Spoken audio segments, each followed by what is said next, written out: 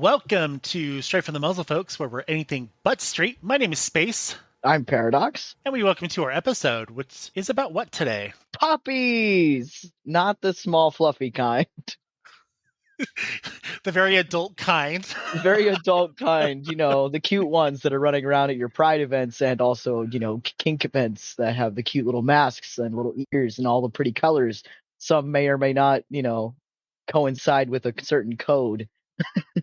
I can't tell you puppies. if I get more excited about puppies, like in the adult version, then I don't really get as excited for regular dogs. See, I love regular puppies. They're really cute, but there's just something, I do agree with you. There's something about, for lack of better terms, human puppies. They just do it for me. I get so excited. I'll see them at pride events and I'm like, oh my God, it's a puppy. And they get so excited, especially when they have like their little tails and stuff. And they're like, oh my God, me? And I'm like, yes, you darling, sweet little angel. Come here. Let me hug you and all of your leather goodness. Yes. Now, this is a show about pup and the the pup play in the kink community, and then also some general stuff about it too. But we couldn't just do an episode like that with just Paradox and I. We had to bring in an expert. So initially, I reached out to Pup Track, which I've known for a couple of years, and he recommended me to our guest, who is Pup Scout. Why don't you go ahead and introduce yourself? Hi there, I'm Pup Scout. I am the current Florida puppy title holder and the president of the North and Central Florida Pets and Handlers down here in the state of Florida. Fun. That's awesome. And you're a puppy. Well, I mean, it's obvious. I don't know why I was going to ask. And you're a puppy too? Yes, I am a puppy. Awesome. I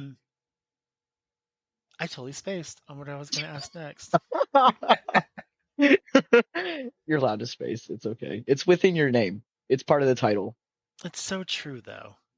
So how long have you been a pup? I have been actively a member of the community for over 3 years now. But before that, to be honest, after I found the community many years ago and watched from afar, everything just sort of clicked that pretty much throughout my whole life, I definitely have identified with a puppy headspace. So officially 3 years, but I say pretty much my whole life. Are you also a quote unquote furry as well?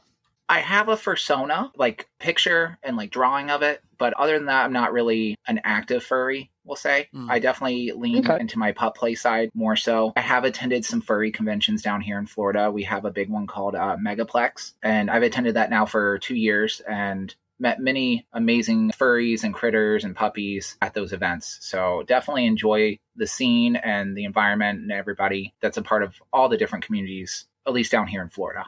I'm finding more and more as I go to a convention, I'm seeing more and more puppies out and about, which is interesting at fur cons because it wasn't really, I guess it was present, but it wasn't as like just there. And now it is. I was on staff at BLFC last year helping run like panels and stuff. And there was this one panel about puppies and these 3 guys walk up and then of course their handlers were right next to them too. Full on puppy, like everything. And I'm just like, oh my God. So, like, I have to get a picture of you. Like I literally like screamed like a schoolgirl. And they gave me like this poker chip that has like, their logo and stuff on it. It was really cool. But I'm just like, oh my God, Space, what is wrong with you? That's what cool. Puppies can do to you, though. Seeing it out in the wild, you get so excited. It's the same thing with a bio dog. You go see a bio dog, you get so excited. You want to run up, just shake its face. What's a bio dog? Like a real dog. A real dog. Oh, yeah. Okay. I thought it was like a hazard dog, like a new niche community to the pup community. That's stupid. Those are the dogs from Chernobyl. Yeah. Those Russian pups. Those Russian pups. Those radioactive pups. That'd be kind of cool. Oh, man. That would be kind of cool. I wonder if there's pup gear that like glows in the dark. There probably is. I want to be a glow in the dark pup. I would have to assume so, if they go to like parties and raves. Oh yeah, no, there's definitely critters that do like certain neon colors that affect well with the black lights and all that. That's incredible. I'm sure we'll get into it more later, but there's just huge diversity and so many ways that you make your puppy persona your own. It's the same in the furry community, how you can be pretty much any critter and then you change your fur color and you make it so unique to yourself. Now I'm noticing that you're not using pup, but rather the word critter. What's the difference? Critter is just a more broad statement for the community because in the pet play community, there's more than just puppies. Puppies is definitely the dominant species in the United States, but there's just a rich history in critter play. I don't know if you've ever heard of pony play or kitty play, yeah. but in this day and age, it's pretty much any critter you want to be. There is room for you in the critter play community. So I mentioned I am the president of the NCF PAW. We have a member that's a rhinoceros. We've had bunnies, unicorns. I want to say I believe it's the current World Bear pet is a unicorn. I love unicorns. So it's like the furry community in a sense, but we just have a different type of gear that we use. We don't normally do full, like a fursuit. We have our hoods. Those are the masks that people see us wear.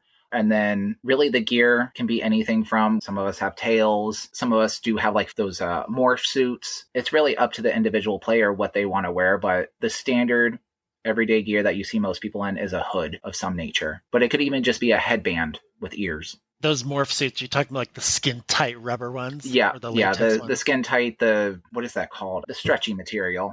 Yeah. Oh, I know what you're talking about. Oh shoot. I knew it until you said it.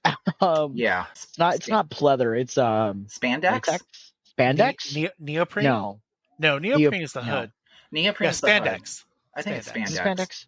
Yeah, like it. Yeah. I know I've seen them on like Temu and Wish. You can order them online, like a cheaper version, but you see them all over the place online. And it's just usually you can get them printed in whatever pattern color you want, and they have a tail attached to them, and you zip them up and run around. Ah, that's cool. So cool. That's so much fun. If you had to describe pup play in one word, what would it be and why? Or critter play? I would definitely say freeing. Because you can be your true self when you're in your headspace for your critter play. It's definitely opened me up a lot, shown me my possibilities as a puppy and as a person, and definitely has a lot of mental health benefits partaking in this community. Awesome. I would love to delve more into me being a pup because I've kind of gotten somewhat into the community. It's a little hard because unfortunately my wife is like, I don't care what you do, but it is a little weird. And I'm like, all right. Like she's majorly supportive. I just don't think she quite understands what's going on, but I digress. I've gone to some pride events and some other events like whatever and have dressed in like my little pup mask, hood, whatever, what have you. And it's been really fun. I do like being a pup at these events, and I genuinely do like the attention that I get. I don't know. So I can kind of relate to the whole, like, it is a very freeing experience. I do like it a lot. Oh, yeah, no. At many events I've been to, when I get the chance to actually go into the headspace and get on the floor, play with the ball or a squeaky toy, and just roll around and be the puppy that I am, it's truly freeing. And gives you pretty much like a euphoria type of headspace where you are just there to have fun and be a dog. That's the dream. No, it literally have is. Fun. That's to have fun and be a dog. Oh, like dream. No responsibility. You're just there to be a dog. It's so funny because like when I was a kid, and I do mean like really, really young, I kept telling my mom, I was like, I want to be a dog. And she's like, why? Why do you want to be? I'm like, because dogs are fun. I just want to be a dog. I don't think that ever quite left. I think it kind of briefly took a hiatus, and then I think like in my adult life, as I got more freedom and whatnot, and I'm like, hey, you know what? It's okay to be a dog sometimes. Oh yeah, no, like I grew up in a household where the dog was considered my sibling. That's still happening every time I go visit my parents. They're like, "Did you say hi to your brother?" And I was like, "Yes, I picked him up, and works.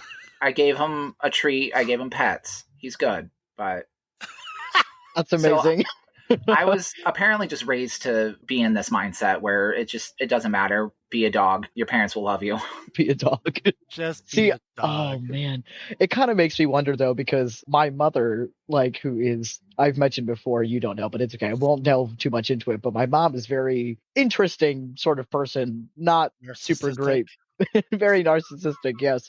But growing up, I remember her like prizing her dogs. Like her dogs were her prize. They were just like, oh my God, they were everything to her. And they still are. Like she has always loved dogs. And I think maybe, just maybe psychologically, I think maybe as a kid, I think I saw that and it was like, if I'm a dog, my mom will love me more, right? Oh, snap. Like that's so weird, but like also my mom has also done the thing where it's like, well, this is your sibling, and I'm like, all right, and maybe that's why I was like, I want to be a dog. Like, I don't know, we love self-reflecting. Oh my gosh. It's never a good thing when the puppies or like when the pets are valued more than the actual human in the house. I But it's relatable. Yeah. Yeah, I'm sure it is. But yeah, no, it's fun. I know I have my brother his name is Barney, and he is a tiny little ankle biter. I love that his name is Barney. Yep. That's amazing. I want a big dog, like a Mastiff or one of those Burmese ones. A Bernese mountain dog? Oh my god. Hell yeah. Dude, Well, okay. I'm a tall guy. I don't I don't want to be picking up some tiny ass dog.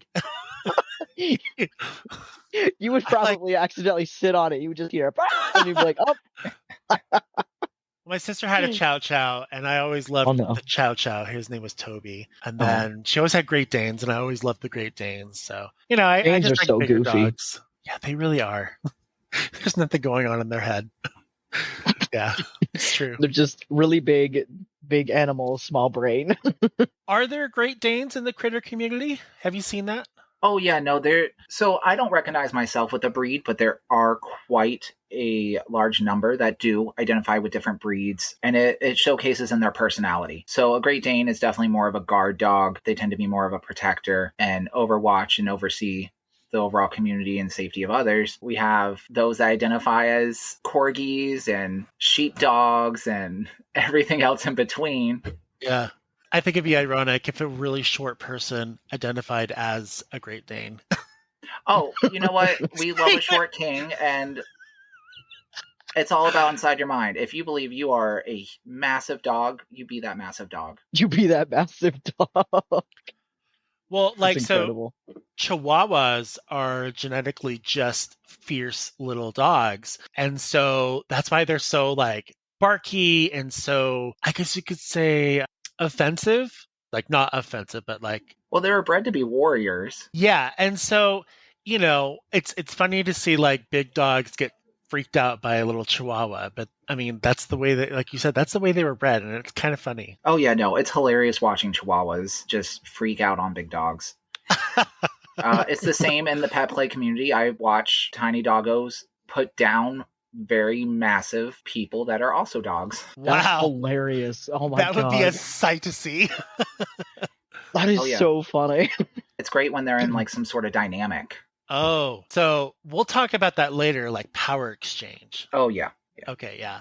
It's interesting. I mean, we'll talk about that in a little bit, but the topic oddly came up at work.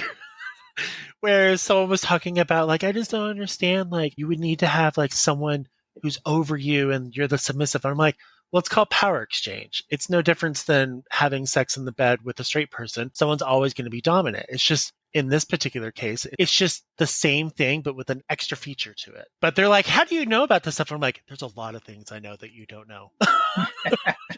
So we're not going to go into details about that because it's work. Let's talk about should I refer to everything as pup play or should I refer to it as critter play? It's whatever. This episode is about puppies in particular. I know when I explain things, I do tend to go to the generic critter, but whatever works for you.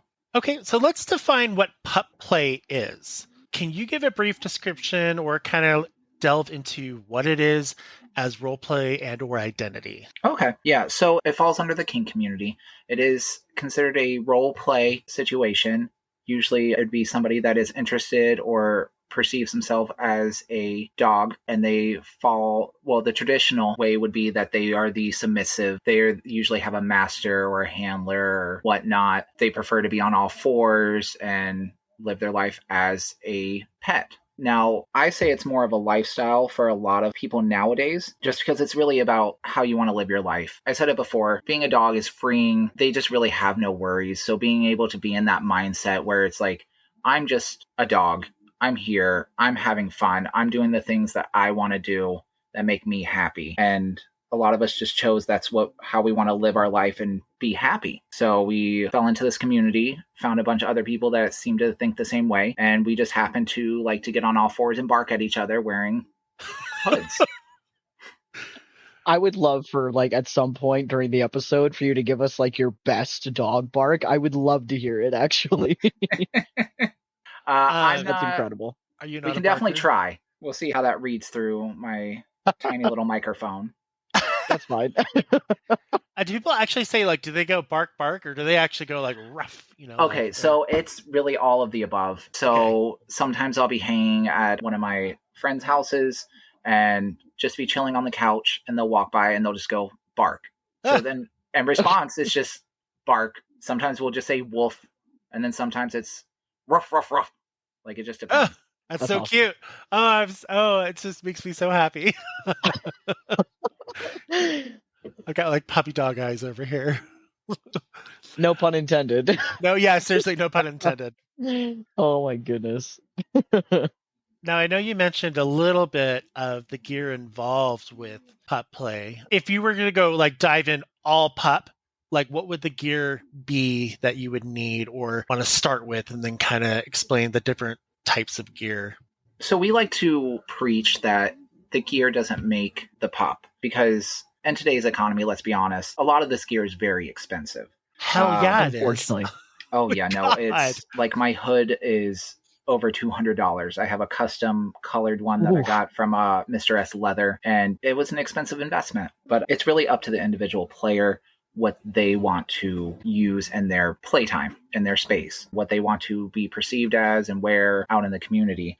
So it can be anything from, of course, a hood of some nature, which there's different designs depending what company you go through, or if you want to make your own. They can be made out of neoprene, leather. I've seen like molded plastic ones, like it just anything and everything is accepted. And then some critters can have a collar. They could be self-collared, or it could be from somebody they're in a dynamic with, either a handler or an alpha or an owner of some nature. And then a lot of us have tails as well. I have a show tail that literally has just belt loops on it, so I can wear it out in public. Now, I know a lot of people have seen like the toy version.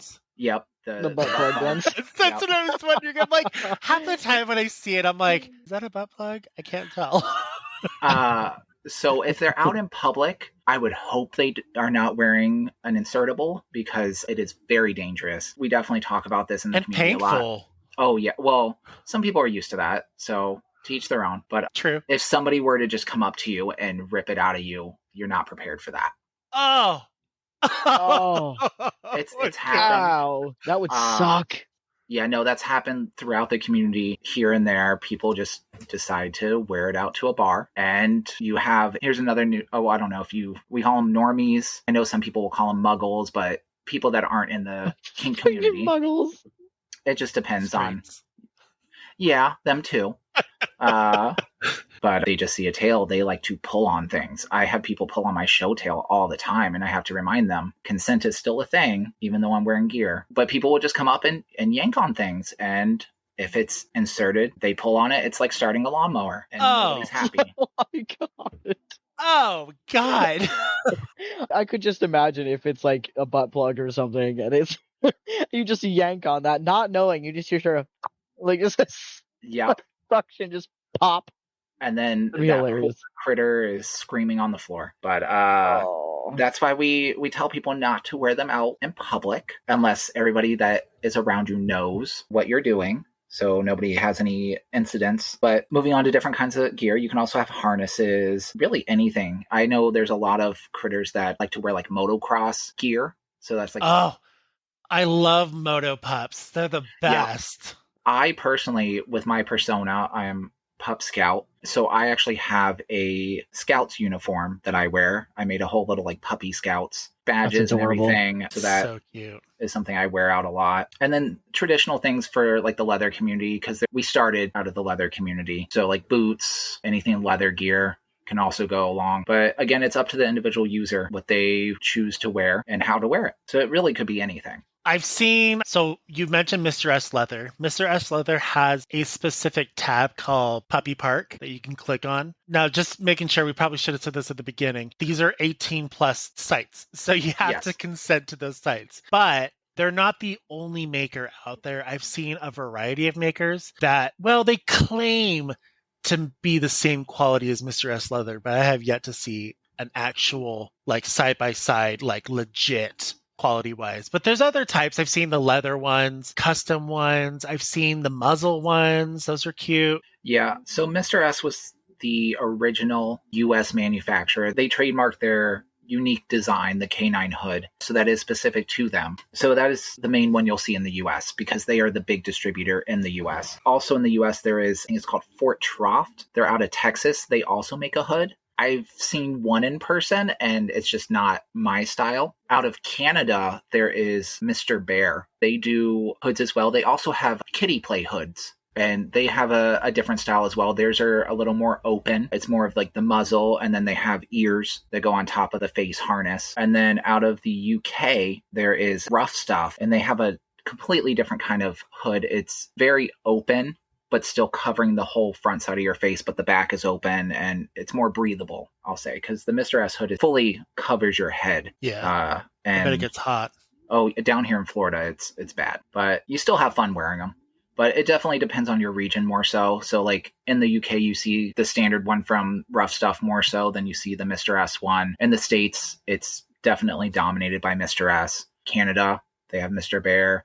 And then I know Mr. S has facilities over in the Netherlands. So I'm sure over there they have a good mix of different things. But I have friends that have hoods from Rough Stuff that they wear religiously. I have friends that have custom leather ones that they went through different shops to get. It's really, you got to find the style you like and then just go from there. It's basically just the same line of how you customize a fursuit. So, and there's hundreds of thousands of makers out there that do their own type of style, and it would be literally like the same equivalent to that. Oh, yeah. No, 100%. And for the most part, depending on what company you go to, or if you find somebody on Etsy to make you a handmade one, you can fully customize it to colors and patterns. And if you want like special shapes on it, really anything. It's just as versatile as like getting a custom fursuit. There's this, I don't know how new the company is because I only heard about it like 6 months ago, but there is this one hood. I don't think it would be really considered as in the pup play, but more or less on the more sexualized pup play. It's the Smithson drone hood. Have you seen that one? I don't think I have. Is that where like the eyes are shut, the mouth is shut? Okay. Well, the mouth is open, but let me grab you a link. Like I'm assuming it's closer to like a gimp hood. Yeah, I would say it's pretty close to that. It's really, I mean, you definitely can't see out of it. It seems like a death trap to me because if you if you plug that thing in the mouth and you don't have an airway, your person's going to suffocate to death. Yeah. No, I've seen some silicone hoods similar to this. Again, it's up to the individual style. Like I would be drenched in sweat wearing something like that. But if that's the type of play you're into and the style you're looking for, like who am I to knock you for being the puppy you are? I just now looked at it because I admittedly this whole time I was taking a quiz to see what kind of dog I was, and I got offended. But anyway, I got offended, and then I looked at the link, and I was like, oh no. This popped up on a Twitter video that I saw the other day. That's like, where I found it. I found it on Twitter, on my Kink Twitter, and I was going through and I'm like, what is this? And then Kink Twitter. I immediately sent it to one of my friends who is into this kind of play. And I'm like, you should check this out. And then I'm like, oh, the price, never mind. Oh, yeah, no, like silicone and all that, like that's expensive. It's so expensive. Like if you're looking, or well, I think we're going to get into that later, but like neoprene is definitely the cheaper alternative if you're looking to get into the pet play space. I've got to order myself a Mr. S Leather hood at some point because the way ones that like, I was like, oh, well, I need something kind of cheap because I want to experiment with it now. And I don't really want to dedicate like $200 into a mask or, hood. So I was like, you know what? Amazon. And actually the one that I got isn't terrible. So like it was a good starter one, I think. My first one was Amazon. And It lasted me all of like 2 months, but by that point I was like, okay, no, I'm down, and I ordered a Mr. S1. But the Amazon one doesn't fit my head because I've got such a large head. I got the half one where it's just like the muzzle, and I kind of like that one better because I can I think breathe better, and I have the full hood one, and I didn't really like that one because it made my head feel too hot. So I do like the half ones that's just the muzzle. Yeah. I like those ones better. Oh yeah, no, those are nice. Like my next one, I'm definitely looking into Mr. Bear because they do the muzzle with cute little ears, and you can also get them on like a hat with like the snaps where you can change out your ears and things like that. So they're really cute, but I need it for the breathability. That's cute. Well, and the Mr. Bear ones, they also accommodate for those who wear glasses. The puppy hoods do as well, but I feel like the Mr. Bear one would be more convenient. Oh yeah, I do like the Mr. Bear ones. Oh my gosh, these are so fucking cute. Oh, cool. Oh my god, so cute. No, so I went on to S Leather and I was looking at hoods and I'm like, I think I might buy one. So I selected like extra large. I wanted an ear holes because I want to be able to hear. And then it said estimated delivery 6 months. And I'm like, what the hell? Because they have to custom make it for extra large. Yeah. I'm like, 6 months? Yeah, no, their backlog. I lucked out when I ordered mine. I only had to wait, I think, 2 months. But this was, when did I get this hood? It's been over a year. But yeah, no, they get backlogged on their custom hoods all the time. But they're made with quality and they're all handmade. Even the standard ones are handmade. They just bulk make them and have them sitting there waiting for you. Oh, I can get a trans pride colored one. I'm sorry. I was looking at the Mr. Bear stuff and I was like, oh my god. Trans pride. They have some really cute ones. But yeah, no, I love the diversity of Mr. Bear. This link I just sent you, that would be if Mickey Mouse decided to be a pup. Oh, is it the bear hood?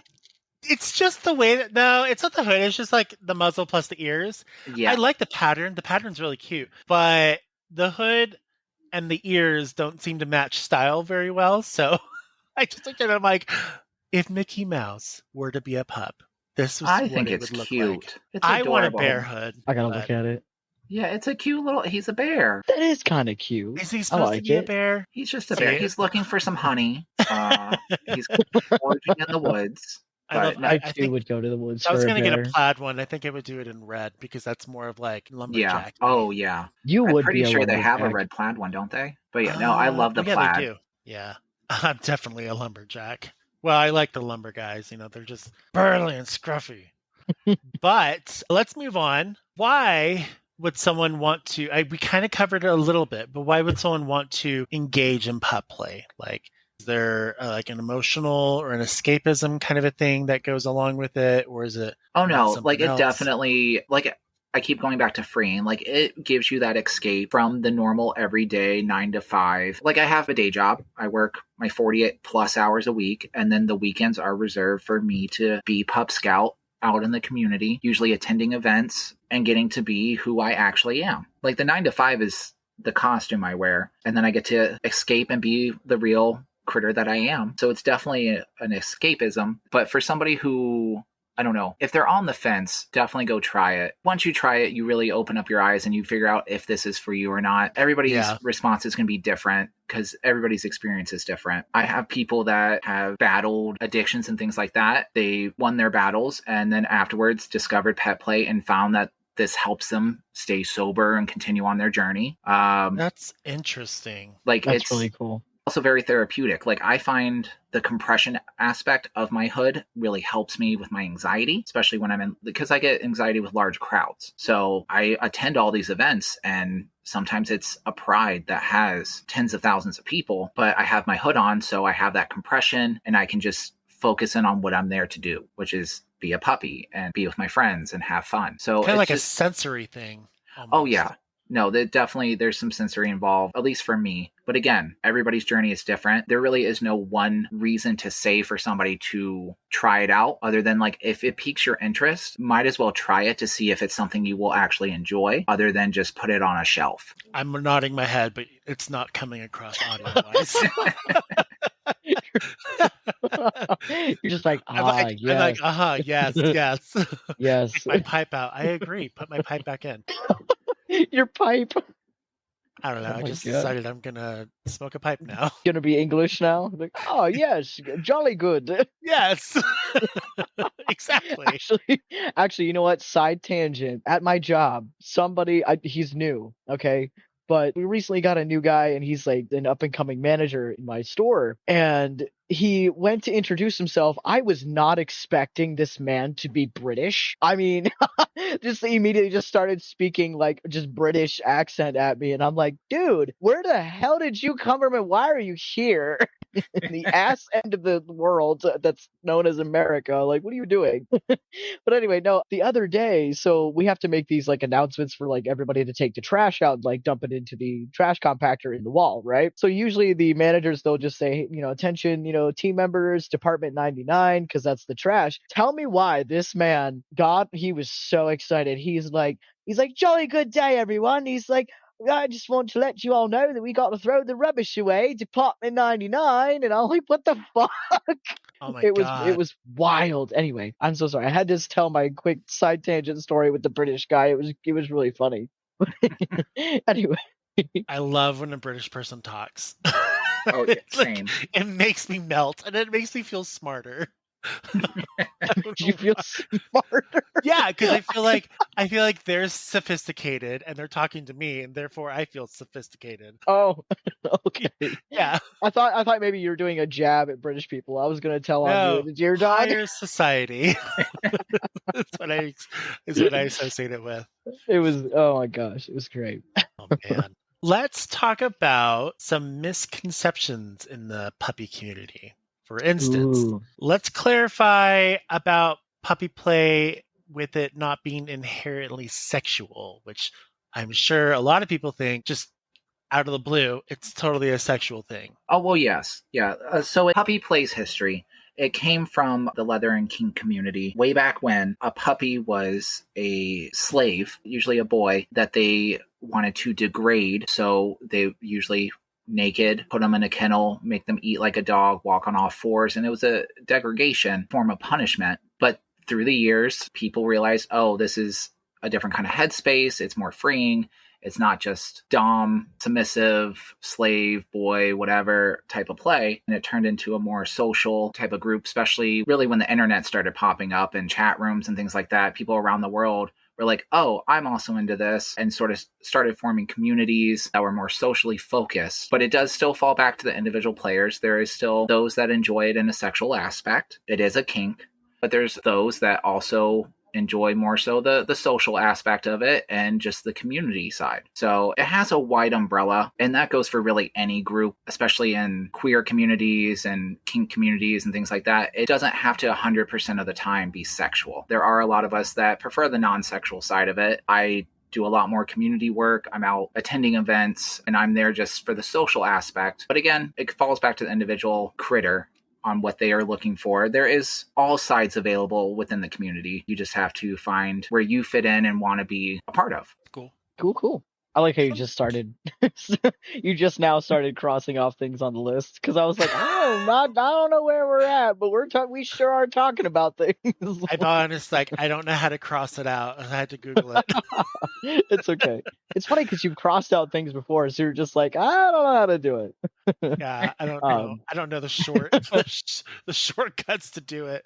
It's okay. All right. So can you, in your own words, I guess, differentiate, I guess, what could be considered as pet ownership and bestiality? Because obviously we don't like the last one. Oh, yeah, no. No one does. No one does. It's gross. The last part, that is not what the community is at all. We actually have zero tolerance for anything related to that or anything that's harmful to any animal or person. Now, ownership, that falls into the dynamics a little bit. And again, if individual pets. So there is a misconception that if I am a puppy, I need a owner. I need to be collared. I need a handler. I need an alpha. I need whatever. For some people, it's great. That's what they need in their life. They want to play that submissive role and have that type of dynamic with other individuals. Now, there's the other side of the community, a large portion that we're just who we are.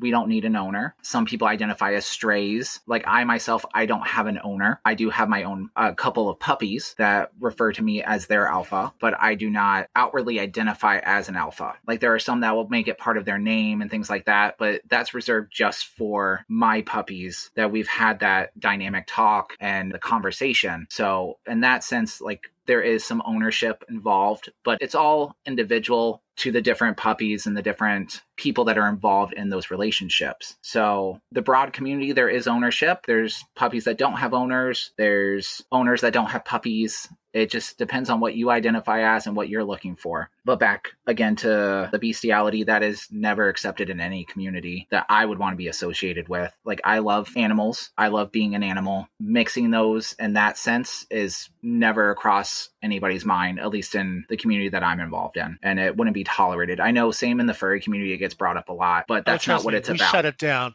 Yeah, instantly. Whenever that comes up, everyone comes like together and just like shuns that person out of the community. Oh yeah, no, and that's what should happen. It's not acceptable. It's the same thing if somebody like harmed a child or an elderly person or is a known abuser, you cut them off because that is not what community is about. There shouldn't be any sort of fear in any community where you're supposed to have joy. Yeah, correct. This is meant to be a fun thing between adults that just enjoy the headspace. I agree. All right.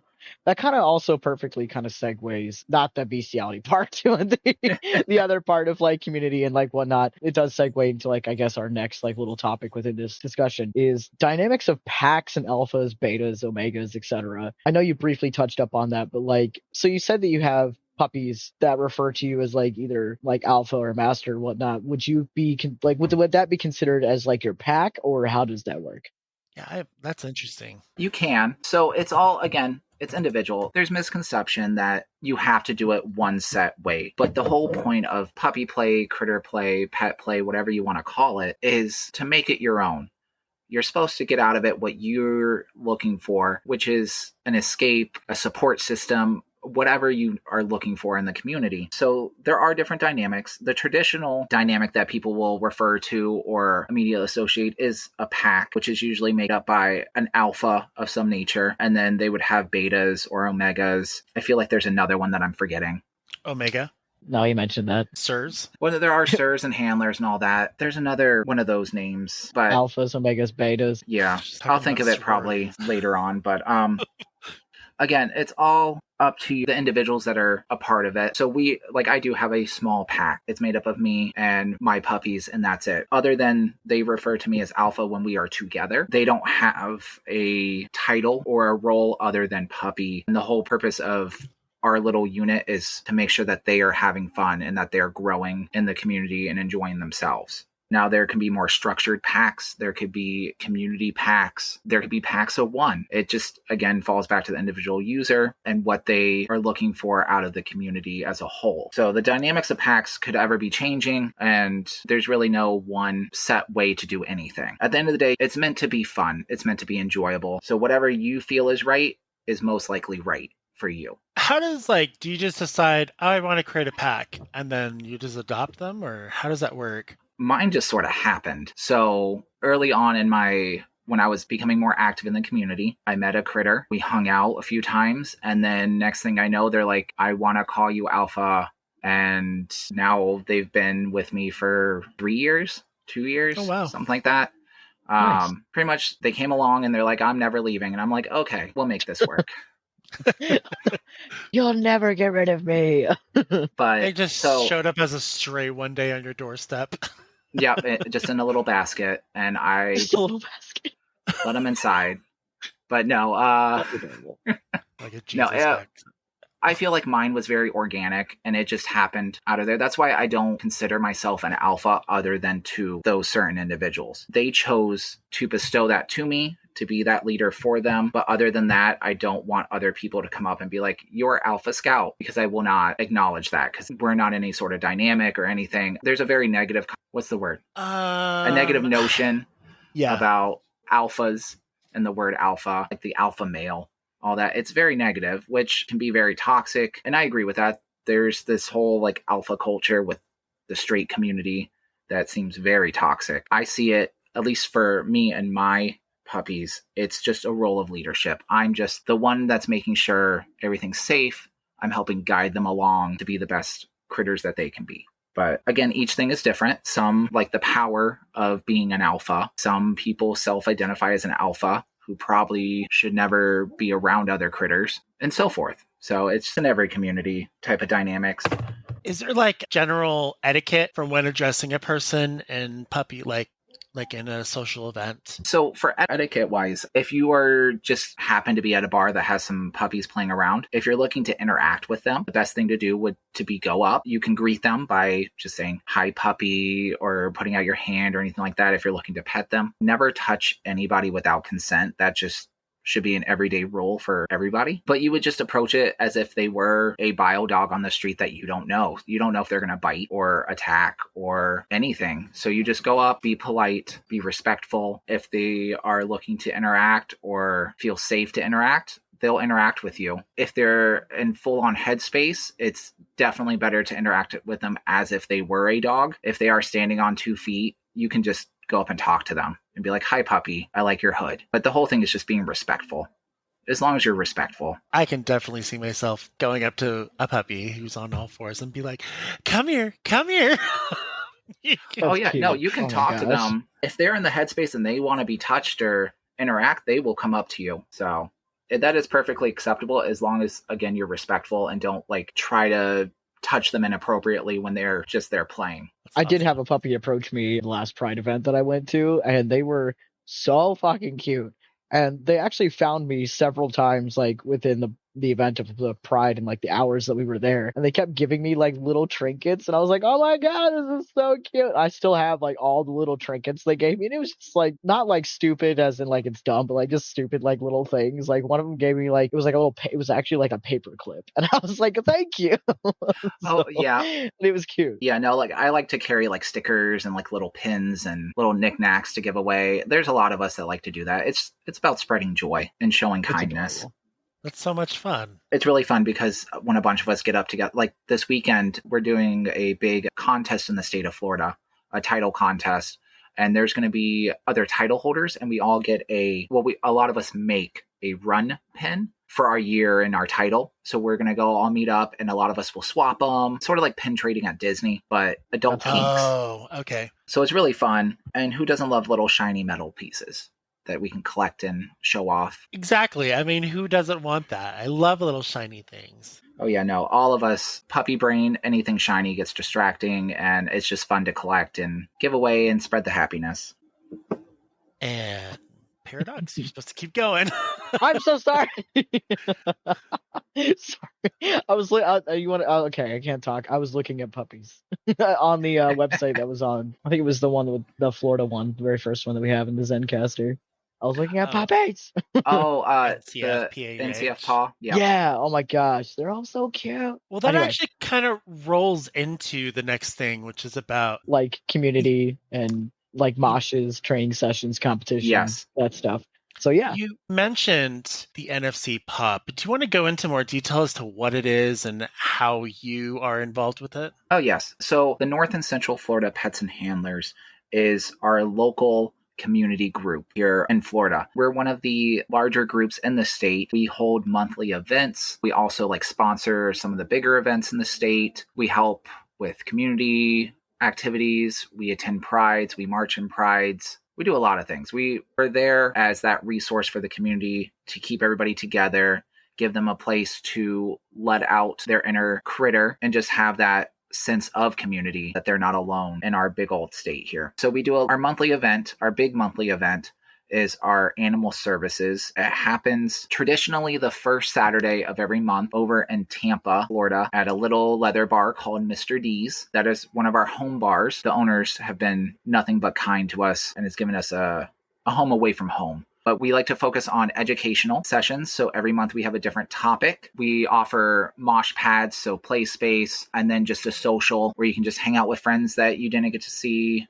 since last month. So it's a fun time. Definitely, if you're ever in the state on the first Saturday, make your way over to Tampa and come hang out with us. Also throughout the month, we do a monthly coffee meetup on the, I want to say, third Sunday of every month. We just meet casually. Some of us will bring our hoods, but nothing's required. We just go hang out at a local coffee shop and chit chat for a few hours and have fun. There's so many other events that happen in the community. This weekend, I was talking about, we have the Florida Critter and Trainer contest. This is the first time this contest is happening, but it's the second time we will have a Florida Critter. The first Florida Critter was crowned in 2019. It was part of a different leather event, but then COVID happened, so they never got a chance to do a second Florida Critter contest. So a few members of the community were able to get together and put together this amazing weekend that's coming up.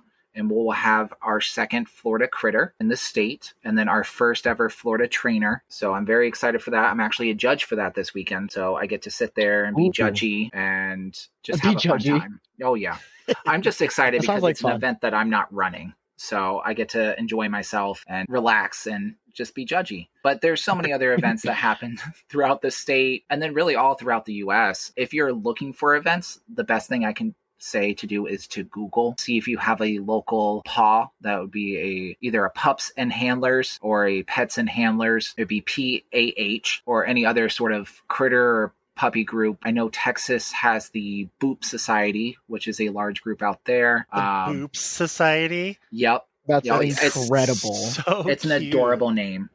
Oh my gosh. It just depends on your region and where you are, but there are groups pretty much in every state. As far as I know, there's a lot of online communities that you can look into, but definitely check them out, see if you can find an event near you and enjoy the community.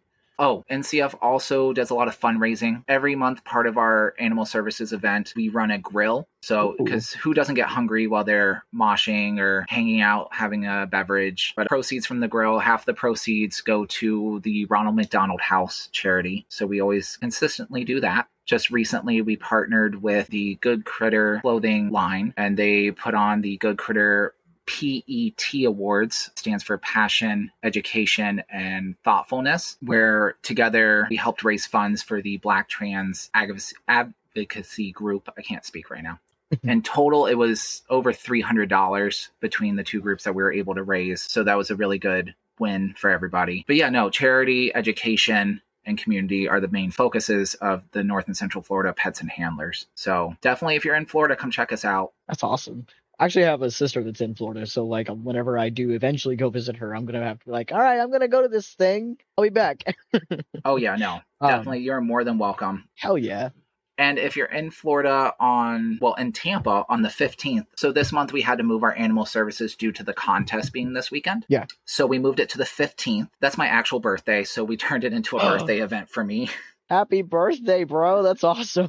Thank you. That's exciting. That's cool. We're doing a fundraiser for my travel fund. I mentioned in the beginning that I'm the current Florida puppy, which is another contest the state has. So part of that is I have to raise money to make sure that I can go visit the state and visit communities to attend events and just spread the good word of community and pet play and all that. I messed something up. Sorry, I was messing around with our notes and I messed something up. So that was my tiny little, oh no. Oh. Anyway. So I did find an Ohio pups community called the Cap City Pups. Oh my gosh. Hell yeah. That's cool. Utah has one too. Yeah. Sorry, my throat. I know Ohio does have a pretty big community. They do. What is the event they do out there? I have no idea. I'm actually just now learning about it. CCP is their acronym.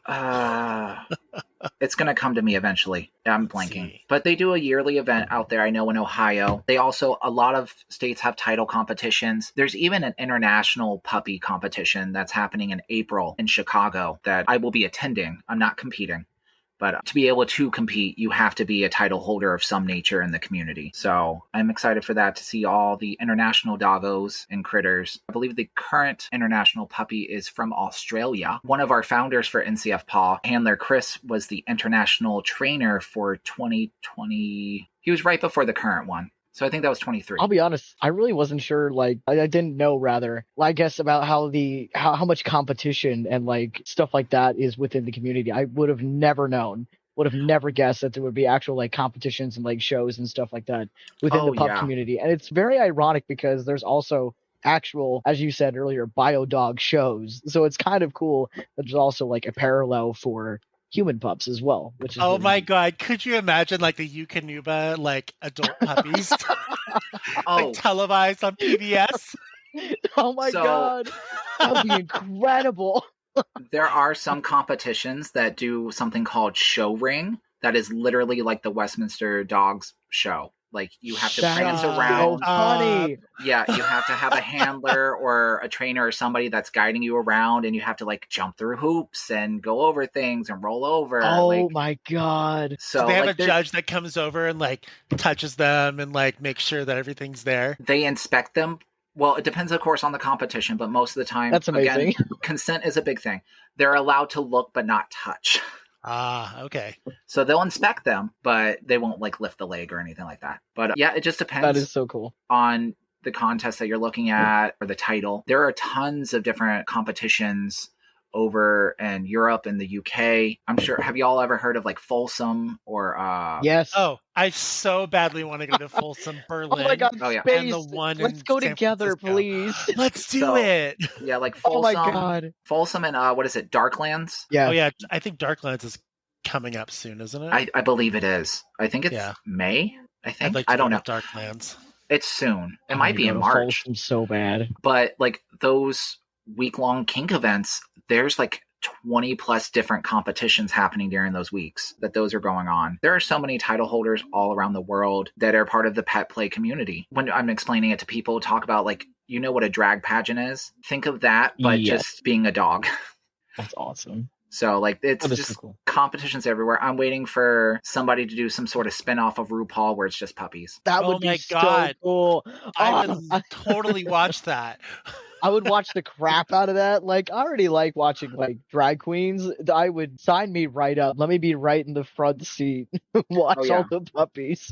That's incredible. I love it. Like for my title, I had to, so part of it, well, pretty much every competition, there's an interview portion where the judges will ask you different questions. It's pretty much to see how you react and how you would react if you were to get the title. And then for Florida Puppy, we have a show scene. So that's just, you have like 3 to 5 minutes to do either a skit or show like your headspace and like play or anything like that. I did this whole like puppy scouts scene. It was very cute and emotional. And then you have to do a speech, and it's literally a pageant at the end of the day.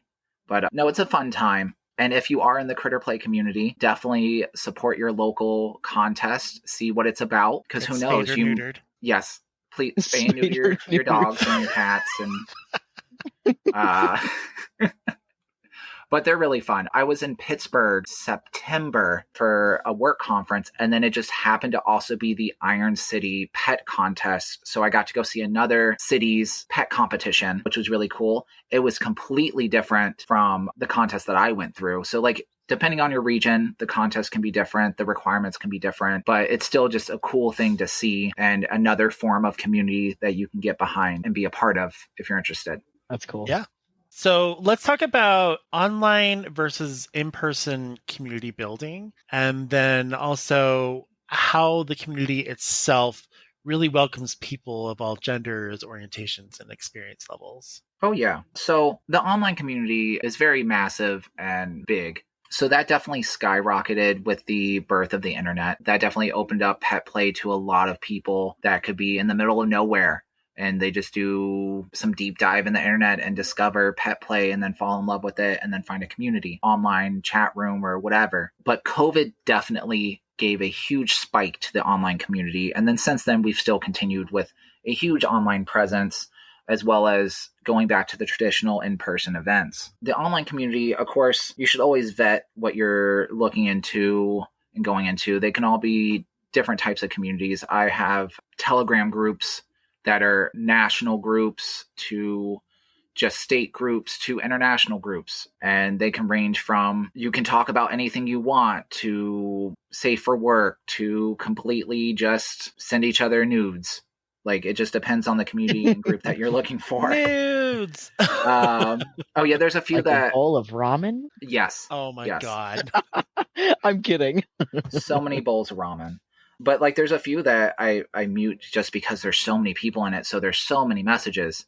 And anytime I go in to like catch up on it, it's literally like hundreds of nudes. And I'm like, oh, okay, this is cool from 3 months ago. But yeah, no, the online is very important part of the community, especially for those that might be in a state or a region that you're not around other people, you're not as close to a major city, or especially right now in the political climate, you're just don't feel safe going out in general. The online community is a support system. It's definitely a great way to get out those emotions and get that feel of there's other people like me that enjoy these things, so I can talk to them and engage and build friendships, and hopefully maybe one day actually meet them in person, maybe attend an in-person event. But there's definitely a space for both online and in person. They both coexist together. They build each other. We really couldn't have one without the other, especially in this day and age. But inclusivity is a big thing for, at least down here in Florida, for the critter community. We like to say everybody is welcome,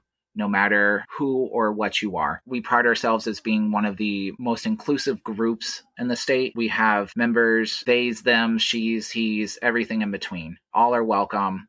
We, for lack of better words, don't care what you identify as long as you identify as a critter. And we try to make sure we have accessible spaces for those that might have some sort of impairment or condition where they might not be able to walk well or need a wheelchair or a cane or whatever. Accommodation. So yeah, no, we're very open about if you need help with something, let us know. If you need accommodations or whatnot, as long as you're vocal about it, we're here to help. I've noticed as I kind of explore the community more online, I've noticed that the pup community or the critter community is very body positive. Yes. So it's not just like, in my mind, when I think of kink, like in my mind, I have to be skinny. I have to be this. That's what I have to be. I'm definitely not. I'm a big guy. But I like that the community is a mix of all different types of body types. And it just, I don't know, it inspires me to want to be more active. Oh yeah, no, we have all shapes and sizes. Like, I'm not a model by any standards, but it doesn't matter.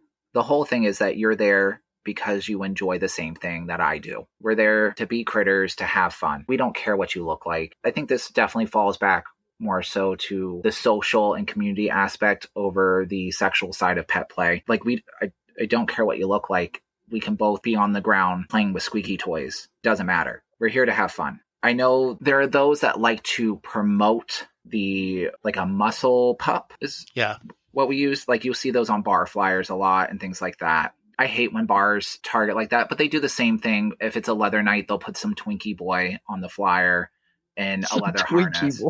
Down here, it's usually one of the bars in Orlando uses a porn star that I'm pretty sure without their permission, picture of them, which he's a Twinkie boy, cis white boy, and a leather harness. And it's the same flyer they've used for like 3 years now. They don't show the diversity of the community, which is sad. But if things are actually coming from the pet play community, you can usually tell because they are actually diversified. It's probably like a marketing tactic. Oh no, it's 100%. And it works. Well, they're taking a page from magazines and TV and all that. They put the so-called pretty people out front to attract everybody, which is sad because I'd rather see advertisements that show somebody that looks like me, because then I know that I'm accepted there. Exactly. See, what would draw me in is like, give me a bear of a person in a pup like hood, like what in gear, I'd be on that. Because like I'm not body shaming on like, super skinny and or muscular people, but like that's just not really my type, if I'm being honest. Like, give me a little bit more of a husky guy and I'm like, hell yeah, let's go.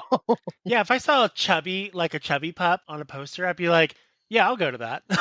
It just, because that in itself to me sounds like something I'd be comfortable with, and I'm sure there's going to be a variety of pups, Or like, if you're going to do that, like at least put as you say that, like the twink pup and then also like a chubby pup, put them on the same poster. Oh yeah, like, no, diversify it. Show the whole community.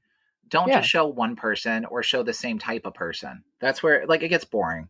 Like, if like a chubby pup and then like the Twinkie pup can be like kind of sucked underneath his belly fat. Yeah. Or on his shoulders. Yeah, like, or on his shoulders. Yeah. There's lots of different things. Oh yeah. I should go into marketing. We could just do marketing for bars. Have the big chunky like pup. Have him have the twink pups just slung over his shoulder like he hunted him. Yeah. Yes. I would be so into that. That would be awesome. Just have like a cute little like, oh my god, I've been captured like expression. It would be perfect. Oh my That would gosh. be so cool. Oh yeah, It you're kind gonna of. definitely play into some people's fantasies with that. I bet. I'm definitely playing into my own. It's okay. I'm Oh, kind of jealous with the pup community because we don't have, I mean, we have conventions, but there's not really like amazing contests that you guys have. And I feel like there's more events in the pup community that I'm more attracted to than the actual events that exist in the furry community, which is I few mean, and far. furry community has like fursuit dances, and I think there's something else too, and I can't remember. But like the majority of like what we have is like, here you go, let's do a dance off. Like that's mostly I think what the furry Let's do community as a let's Well, whole do yeah, the you have the fursuit dance. But I'm dances. like, but what You also about have everyone parades. else? Yeah, not everybody can dance, and not everybody does, dance. So I just feel like with the puppy social events, it's more accepting of a variety of things rather than the yeah, furry community just Yeah. focusing on the fursuit of things. yeah, Well, like we accept everybody. Like I have, so for my birthday event next month, our educational session is Furry 101. I have a friend, he's a furry, and he's going to come out and talk about fursuit making, what it's like to be a furry, just different aspects to share their experience. I do find that there is a huge crossover between the furry community and the pet play community. Like I would say a good 70, 80+% of the puppies and critters that I know are also furries. that makes a lot of sense. But like the Florida puppy, my title parent, he was a furry, or he is a furry, I should say. He actually, like, part of his, when he ran for it and competed, he gave his speech in his fursuit. That's cool. So, like, there's a huge crossover. And I think as we continue moving forward and growing, because there has been a divide in the past. I know some states still don't allow, like, pup hoods at furry conventions. I've lucked out in the state of Florida. Megaplex has been very accepting. Their president, or the whatever his title is, he's a puppy on top of being a furry. I'm actually friends with him, and he's part of the reason why I went to Megaplex in the first place, because we hung out at a pup event, and he's like, oh, I also do this. You should come. Got me to go to Megaplex, and I was like, this is really fun. I'm going to come every year now. There's just a huge crossover. Who's to say you can't do both? And you should fully do both and even integrate the two if you want. Absolutely. I think it'd be great if someone was in fursuit and then they removed their fursuit head and it was just another pup hood. Oh, that'd be cute. So Do you know how hot they would be? Be like a Russian doll kind of a thing. I always like the idea of like somebody with a fursuit, but then they get a pup hood for their fursuit. That's such a good idea. Oh my gosh. I wonder if someone's cool. done that. I really hope somebody has, because I feel like it'd be really cute. I know, like, my friend who, well, my title parent, they have artwork of their fursona wearing a pup hood. That is their pup hood. So, like, That's cool. confusing, but it's really cute. Cool. It's really cute. But no, I don't know anybody that has made one yet. That would be huge. It would be I know that people have made like harnesses to put on like over the top of the muzzles and stuff. So I've like seen the it would be the harnesses. same concept, but like it would be huge. It'd be adorable. It'd be huge, Would but be it'd be really really cute. cool to see. It would be really cool to see. Yeah. Oh, it'd be more of like an accessory, but it'd still be really cool. Maybe Yeah, if one of really. your listeners hears this, they'll give them the idea, and hopefully if they send you pictures, you send them my way. Absolutely. Could definitely do that. Let's kind of segue now. We've been talking a lot about like good stuff and overall Community stuff, but let's go into the more sultry side of puppy play. the dark side of the puppy. The dark side of the puppy. Let's talk about power exchange and BDSM. So I know that in the community, you've mentioned that, there's a side for this, and then the majority of the rest of the side is, just kind of normal and stuff. But let's talk about how dominance and submission can be incorporated into pup play. Oh, yeah, no, there's definitely room for power exchanges. There is still a large group of puppies that consider themselves submissives, and they like to play that role in the bedroom as well as out in the community. It definitely falls back again to individual users, but there is still a large portion of the community. You can even go back again to the history. We stemmed from kink. We stemmed from a degradation and sexual play that is still present in today's critter community. To be honest, I don't know what we want to go into on this, but I mean, we won't go into like the full details of like all the different kinky aspects of it, because if you're really curious, just Google it. Yeah, no, that's the thing.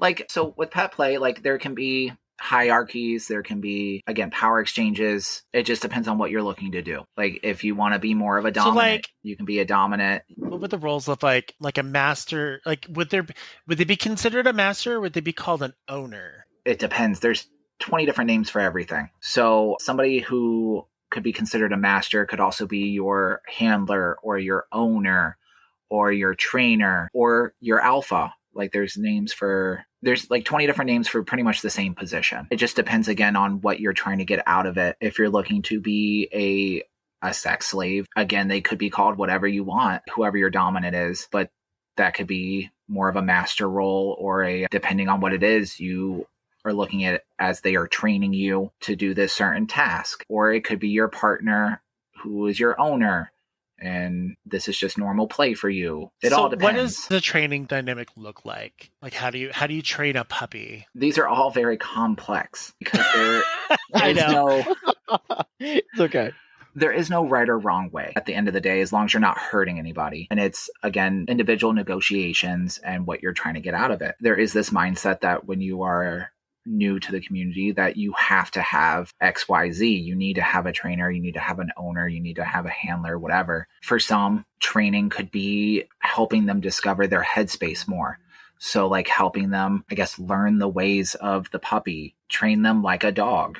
So only interact with them when they're on all fours and don't recognize any verbal communication from them when they are in that headspace other than like barks and growls and things. Would there ever be like a dynamic, like I know when we were talking, like if you go into the bar and they're standing or they're on their all fours, would there ever be a situation where you'd have to get permission from the alpha or the owner or the handler before you can speak to their puppy? It is very possible. I will say, at least in the community that we foster down here in Florida, you can normally just go up to the pup yourself. Now, if you are not allowed to, if they have an owner with them or a handler, usually the handler will interrupt and be like, "Hi, I'm blah, blah, blah. This is my puppy." If they ever do that, of course, you should ask them permission before engaging any further. But it can happen, but it doesn't necessarily will happen depending on the dynamics. Would a handler essentially mark their territory to let other handlers or pups know, this is mine?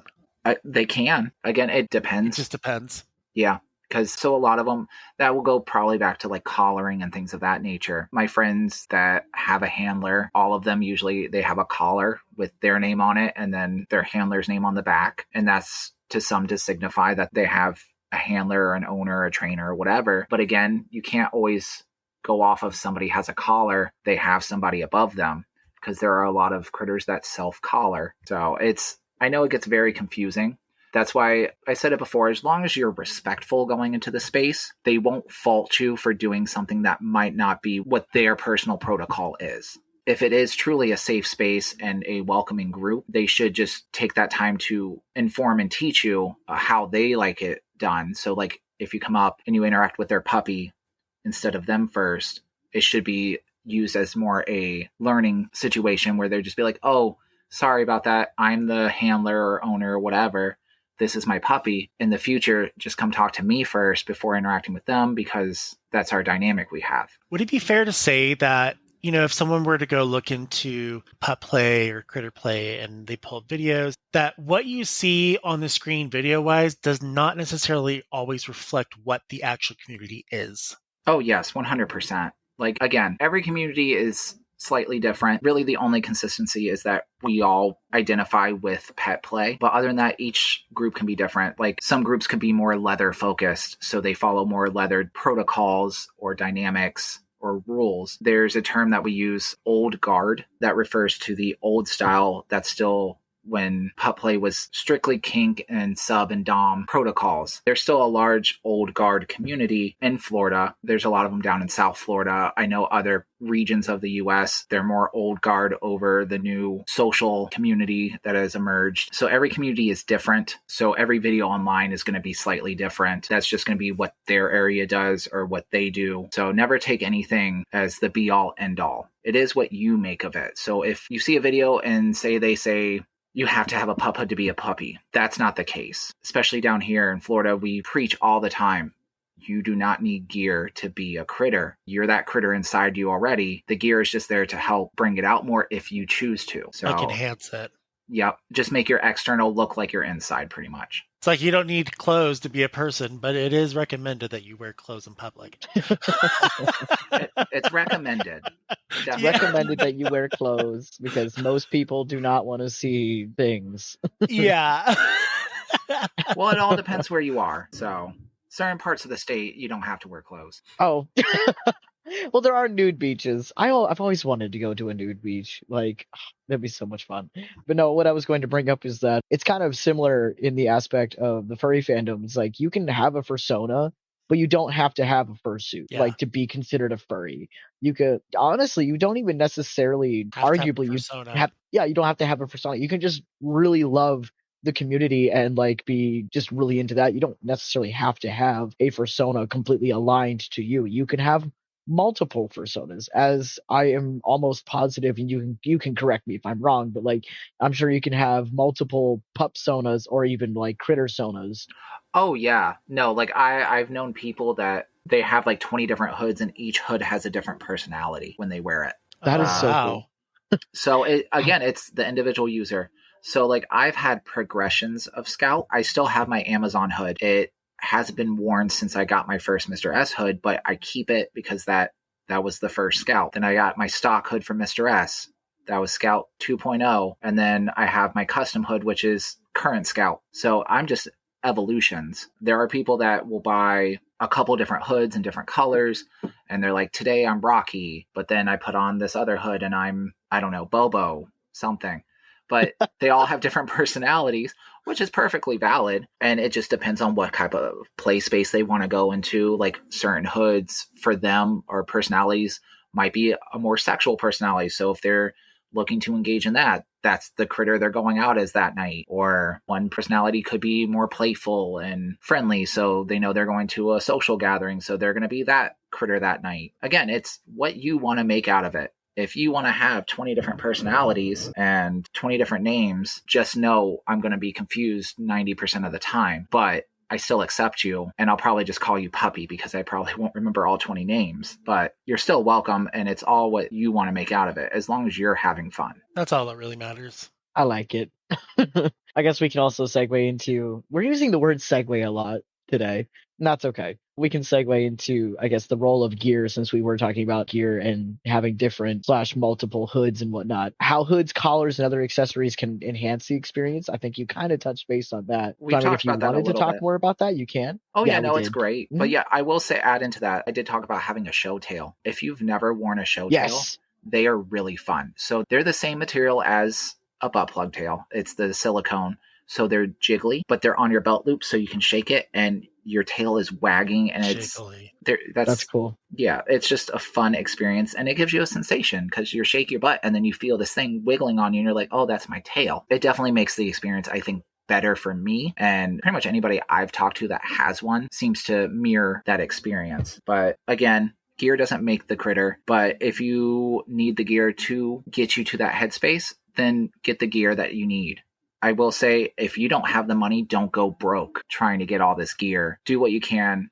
There are resources online that will give you like a free template for a hood, and you can literally go buy craft foam and make your own. That is neat. Yeah, I was Google search, you can find like templates. A leather one that was really cool. It was like a leather template, and the template looked awesome. Oh yeah, no, there's some really cool designs out there, but like literally don't break the bank for something that would be considered a hobby in the beginning until you fully know like this is something that you want to do all the time. It's an investment at the end of the day, so you can slowly build up your gear. Like it took me years to get everything that I have, but I get a piece, I keep that piece, and then I continue to grow and build my little stash of different items that I wear out. As things wear out, I retire it, try to get replacements, or if it's not in a bad condition, I even pass it on to others that might need it, that can't afford this or that, just to help them in their experience. So, but gear is definitely one of the fun sides. I think, like for me, so I have a fursuit, but I don't wear it because I get really intimidated, and I think it's more of like a psychological thing for me. For some people, and most actually, getting into a fursuit is like escaping and getting into their own headspace. But literally, when I get into it, I'm in my headspace, but it's not a good one. It's like anxiety and stress. And I don't like it. But I like the aspect of maybe getting a pup hood or like a custom one, because I feel like it'd be a little bit different. I feel like it would be more of a me thing and not necessarily something that I'm expected to do, which is like a fursuit hat. No, I can understand that. I definitely say test the waters if that's something you're thinking about doing. Like maybe get a cheaper hood and see if you like it begin with. I know the Amazon ones do run small. Test it out, see what you like. You can fully customize. There's a critter in the Orlando area. They have a full on Bowser hood. Like it looks like That's Bowser. really cool. Yeah, from Mario, it's Bowser, and that's their critter Sona. Like that's who they are. They can literally be whatever you want. If you want a critter hood that looks like your current fursuit head, there are people out there that can make that for you if that's your identity. And you just don't like the aspect of the full suit. There are other things that you could try out. Or if you want to just go dabble in pet play and pup play, that you could also just discover a brand new personality. I think, ooh, this looks like a good site. So a good like leather customizable option is called Scrapyard Leather. Does that sound familiar? Yes. Yes. I just sent you a pic in Telegram. It's a side shot, but it's so cool looking. Oh, It's they have so some phenomenal looking. really cool hoods. So the 3 previous Florida puppies, they all have leather hoods from there. They've gone over the years. I definitely want to eventually get one, but they are expensive. Yeah, I'm looking at they're expensive. Yeah, they're like $400-$500+ depending on what you want, but they are beautiful. Jeez. Yeah, they have some very beautiful hoods. The thing is it's quality. You're paying for quality and you're paying for customized, like custom. Yes. What is it? But yeah, because Custom. they Let's say can. custom. I can't think of the word. I'm pretty sure. I don't know if they dye their own leather, but they can find you whatever color you want that perfectly matches. Like I could send them a picture of my existing pup hood and be like, these are the colors I want. They will color match that thing to a T. I've seen they've made so many different critters. I think they had a lion hood that they made. Definitely check out their Instagram. I will, now that you mentioned it. Oh yeah, they have so many really cool different hoods and different critters. I know they don't always take commissions all the times. So definitely if that's something you're looking into, I would follow them until they post that they have open slots. They have a lot of really cool designs. Yeah. Like I see a bunny on there. It's a cute bunny. I saw, was that the bunny? The brown one? The brown one. Okay. Yeah. That's a really cute one. I think. Oh, I found there's an otter. So if you look on the Instagram one, the fox that's red and white, that's actually my best friend, my close best friend, Richie Lexico. Oh, nice. Yeah, so he got one. And every time he wears it and he comes toward me, I'm just like, ravish me. It's just, I don't know. He's just so like, in person, he's not very like, take chargey, but when he's wearing that, I'm just like, I know my place. So. Oh yeah, no, they're beautiful hoods. In person, they're just amazing. Like I said, the previous 3 Florida puppies, they all have them, and I'm jealous of them. Man, something to save for. Oh yeah, no, this is definitely, hopefully the next couple years I can get a beautiful leather custom hood from them. Now, with puppy hoods, there comes colors, like a customization of colors. So I make the stigma because I formerly come from the kink community into the furry community. So furry was not my first choice.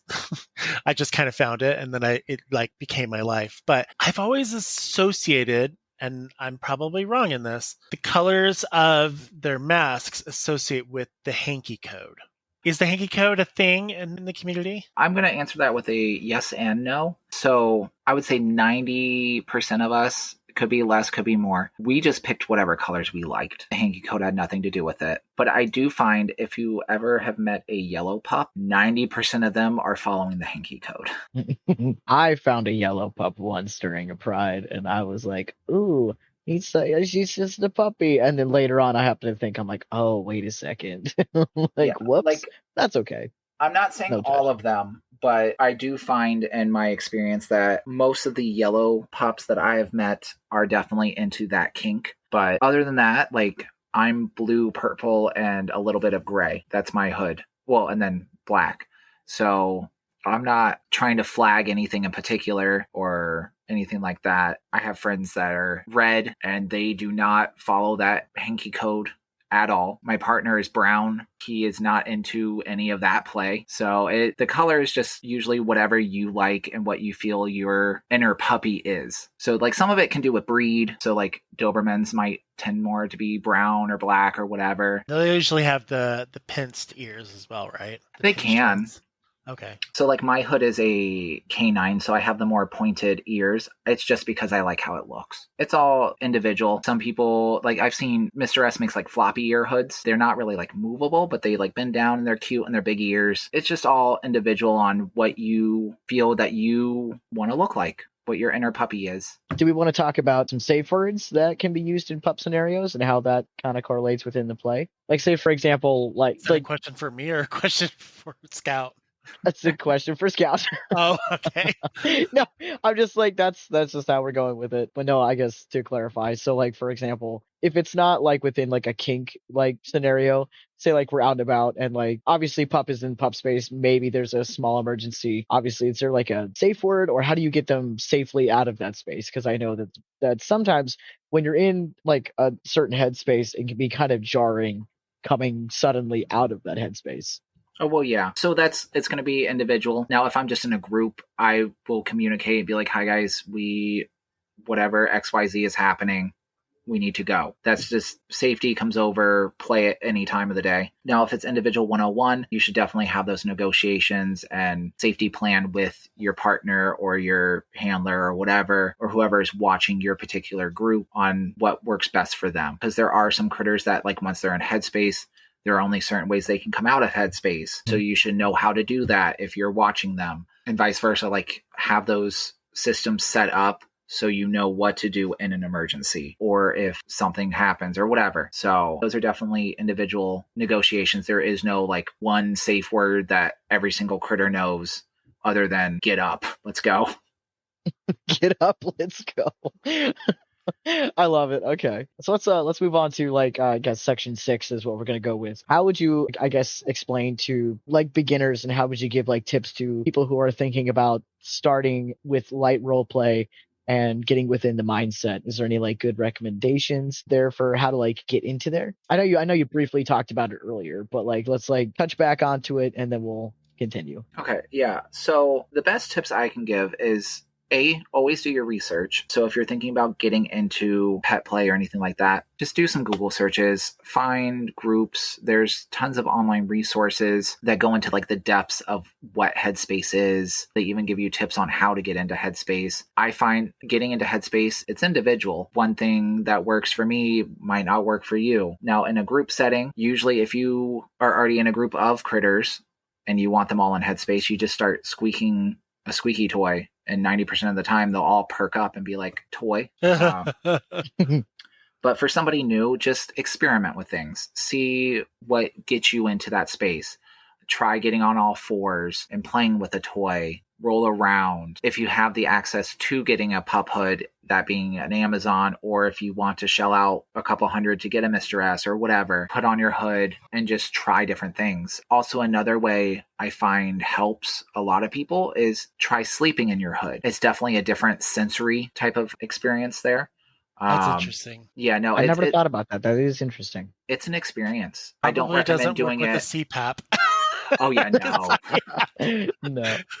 Probably not, but it's definitely an experience that I recommend to anybody. If you've never done it, try it. It gives you a whole new perspective. I find it as a huge comfort thing because I talked about it earlier about like the compression of it. It helps me with anxiety and just sort of focusing in on where I am. And those that don't get like the ear holes put in it, that also helps drown out a lot of noise, which is nice. Those that have auditory issues. Because even with the ear holes, it does cut a lot of noise, which helps me because I don't like large crowds. Large crowds are usually loud. So having that muffled helps me be around larger groups of people.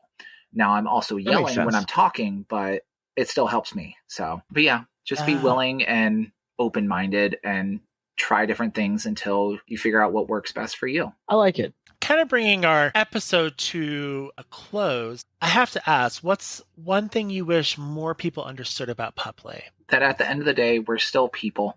We just like to get on all fours and pretend we're dogs. I love it. Very cute. Very cute. Well, hey, I appreciate you coming on to the episode.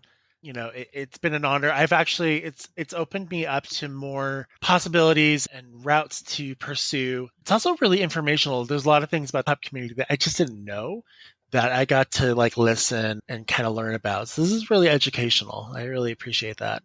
I'm happy I've been able to help this experience and be here. Y'all have been amazing, but don't think I'm the be all end all. There's always going to be others. Oh, yeah. No, definitely look into things. There's tons of online resources. And then also look into your personal local communities because they're always a great resource. And then any shout outs for yourself? Well, definitely check out the North and Central Florida Pets and Handlers. We have Instagram and Facebook. It should be at NCFPAH, I believe. We also have a website that's ncf-pah.org.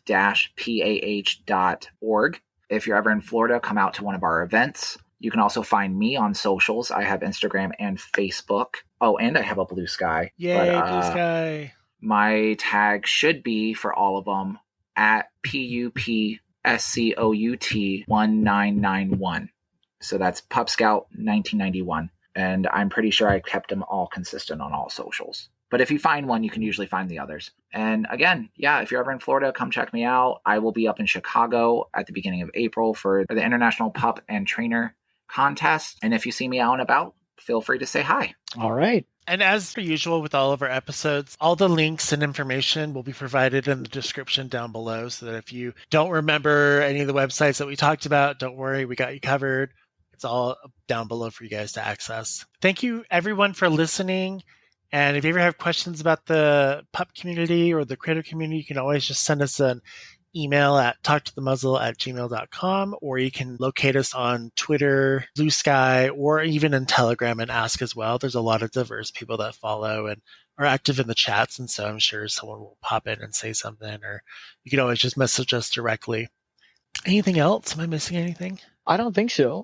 Honestly, we've covered a lot of material in this episode. I just want to say thank you again for joining us and being very informative. And honestly, your voice is very nice to listen to. It was really, really calming to listen to. And I kind of wish that I lived a little closer to you, because I would love to get together and come to some of the events and whatnot. But unfortunately, we live way far apart. But seriously, I think you're doing a really good job about spreading positivity within this community and being so informative. And I just appreciate you coming on today. Thank you. Well, thank you. Again, thank you all for having me. This has been an amazing experience. You guys definitely are giving a voice to not only the pet play community, but the furry community and kink community as a whole. So thank you for that. You're welcome. Everyone. Welcome. Yeah. Thanks everyone for listening, and we will see you guys next time. Bye. Bye-bye. Bye.